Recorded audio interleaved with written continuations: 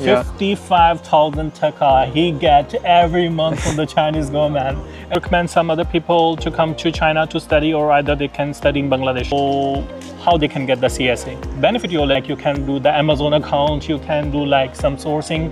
Yeah, in that way you can earn some money. Tumhare balo barshi. Today we are here because I am with my Bangladeshi friend and he is studying in China from so long time. And so many people, they asking questions about the Chinese life and about the study experience. Because I graduated long ago, so I have not much experience about the Chinese education. And about the Chinese life, today I will let you introduce my friend Roy from Bangladesh. Nice to meet you, Roy. Nice to meet you, Roy. And we will ask him some questions about his life in Shanghai. So the first thing I want to ask him, what is your first impression when you come to Shanghai, when you have landed in Shanghai? So when I first landed in Shanghai, the things that I experienced, like the city is, I feel, quite big compared to other cities. The skyscrapers, the metro and the public transportations, they're moving quite fast. Something shocking, we want like when I come to Shanghai, I remember the first time I landed in Shanghai, the Shanghai airport, oh my God, it's too big. I don't know where to go. And so I just follow the people. Where are they going? I just follow them. And to get my luggage is also difficult because too many belts in Shanghai because the airport is too huge. And I said, wow, the first impression about the Shanghai is the airport.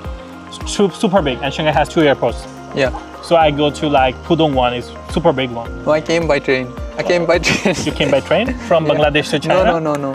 I was in another city in Henan. It's called Henan. Oh, so from there, I took the train. So you did bachelor in Shanghai, in China too? Yeah. And then you came here for master? Yeah. Directly. Okay, so what is the difference between that city and in Shanghai? I think the cities are not that, the cities in China, the cities are not that much have differences. Maybe the work-life balance in other cities compared to Shanghai just have the little differences, but I find quite similar. Okay, that's nice. How about the study life? Do you think the study life in Bangladesh is easier or in China is easy? I think in China it's quite easy. Why? Yeah, because I also think many foreigners, they studying in China, they mostly playing. Playing here, playing there, instead of study. And they think the Chinese study is quite easy. But if I talk with the Chinese students, for them it's super difficult. They have so many tasks and other stuff to do. But for foreigners, they think it's easy. Why? So the first thing is that we had our classes differently. We don't attend the classes with Chinese students, and we taught in English. So our classes are different, and we don't have so much classes. For my, if I share my experience of my master's life, so I only had like 4-5 courses this semester, and one day in one class. So I don't have so much classes. Also the homeworks and the presentations I did finish. I can finish in the class. So do you recommend some other people to come to China to study, or either they can study in Bangladesh? It depends. If they love their life to be settled in abroad, definitely I would prefer them to come to China to explore the technology. Yeah. And one more question in my mind, before coming to China, because you are from Bangladesh, so what is your perception about the Pakistan when you're staying in your country? And the perception is still the same when you come to China and you meet so many Pakistani people. So is there any difference in perception or still the same? So I would say it changed a lot because what I have think about Pakistan and Pakistani people back in home and what I saw here, the experience is totally different. So if you don't mind, you would like to share like perception in Bangladesh and perception in China? So I had a lot of friends from Pakistan in China, and I find them quite very much friendly. They're very nice, outgoing people, but back in Bangladesh we had the image like war or like not good, like they have a lot of cheating things.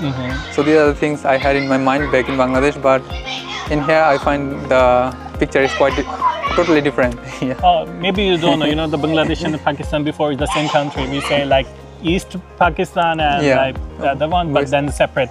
So before coming to China, I have a good perception of the Bangladeshi people.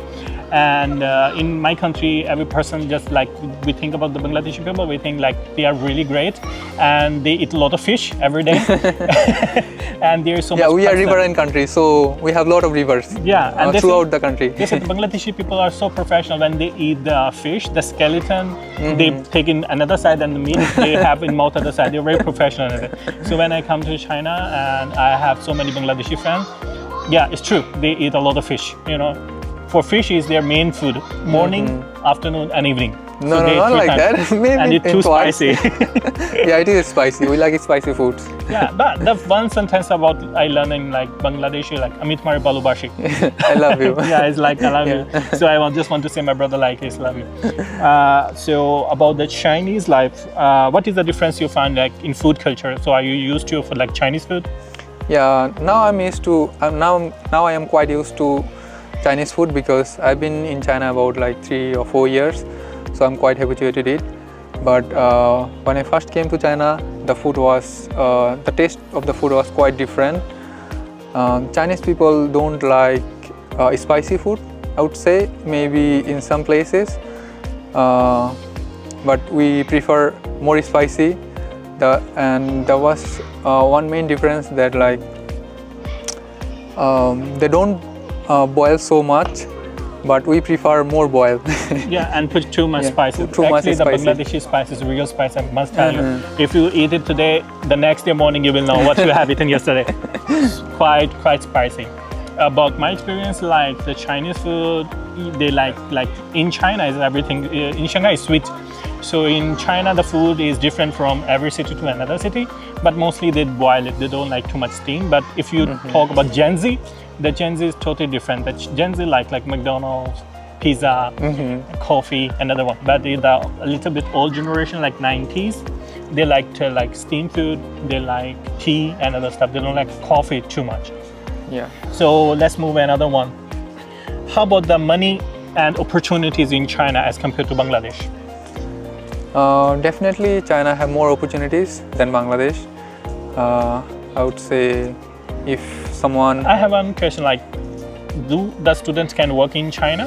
No, it's totally illegal while they are studying in China. But there have some universities throughout the China. They offer maybe some internship during the study periods. So if someone want to get an internship or work for company, they need to apply first to the university, and then they can, if the university allow, they might work on the for the company. Yeah, this question I asked because many students studying in Shanghai, in China, and they are thinking to have the opportunity. So actually, you can't compare to China as compared to like Europe. Yeah. Europe, if you study, they give you some working hours, so you can work there officially and you can earn some money to support your tuition fee. But if you talk about the China, in China, the students can't work anymore. If some influencer or some people, they say, no, you can earn money, like you can do the Amazon account, you can do like some sourcing. Yeah, in that way, you can earn some money, but it's not legal, it's still illegal. If your university can find out, yeah, they can punish you. So in China, and I think it's not that easy. Yeah, it's the way they told. Yeah, the way they told. They say you can go to this market and you can find the supplier and you can get some commission. Have you tried this kind of job before? No, I haven't tried. Yeah, actually, even this kind of work is not easy. It's located because China have a huge market. It's not easy to find the good suppliers. So don't listen to that kind of influencer who told you like you come to China, you can earn so much money while studying. It's not, it's illegal. Yeah, so you can do internship, but internship and it's quite low. Yeah. But you can get so much scholarships. Yeah, enough money for you to have. Oh, you are in scholarship, right? Yeah, I'm in scholarship. Which kind of scholarship? I'm in CSE scholarship, Chinese government scholarship. So in CSE, what kind of services or money benefit they can offer? So they offer me free tuition, free accommodation, and plus a monthly allowance for every month. How much? It's about 3,000. 3,000 RMB. And how many taka in your country? Maybe it's around 50 to 55k. Yeah. 55,000 taka he get every month from the Chinese government, and everything is free, you know. So that's why I'm like, why he is having a very good life. Yeah. Study free, tuition free, and he even get the 55,000 taka. Actually, it's quite a lot.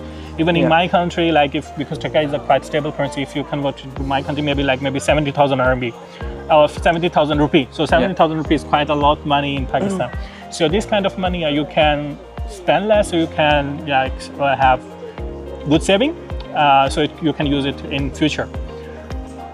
But the other one, the job you can't do.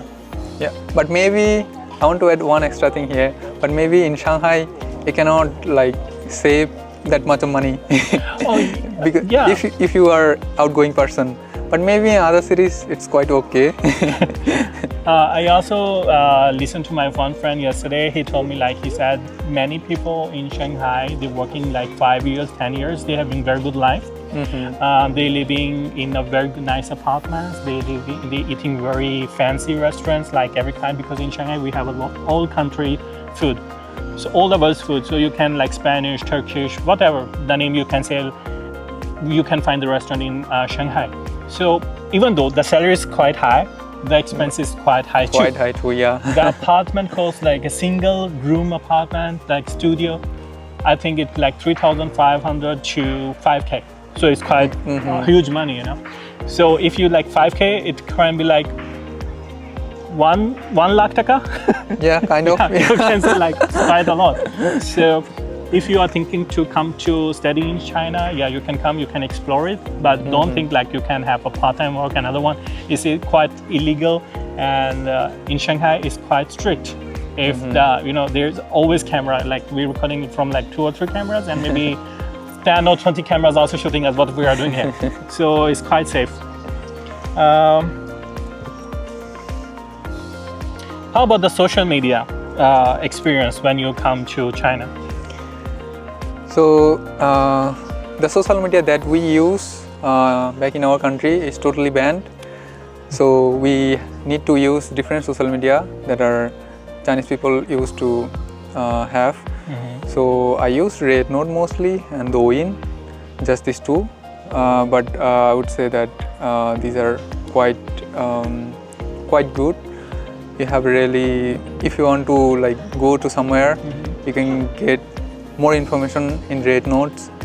And in Douyin, I also feel the same. They have good number of content creators, and I always find how China is developing their advancement technologies in different fields. I can see them in Douyin in daily life. Yeah, but Douyin not working like other countries, just working in China. The TikTok is the Chinese version we call Douyin. And one more informative question, I think is very useful for all of you. So in Bangladesh and in Pakistan or other country, people, they want to have a CSA in China. So how they can get the CSA? Benefit you already told them. So now they want to know, they also want to get the CSA. So what they do and which is the right time to apply for CSA? So first thing is that you have to visit the university portal, university website, and they have specified whether they are offering the CSE scholarship or not, and you can get them also the program list, what are the program they are offering this year for the CSE. That's the way you can find the university for applying CSE. So we both say you thank you so much, and in future if we have any question we can ask him and learn more about Bangladesh. So it's between Pakistan and Bangladesh friendship, and recently we have a very good relationship, even in a political way too. So thank you so much, and we wish all of you have a nice day. Have a nice day. How to say in Bangladesh, see you again. আবার দেখা হবে।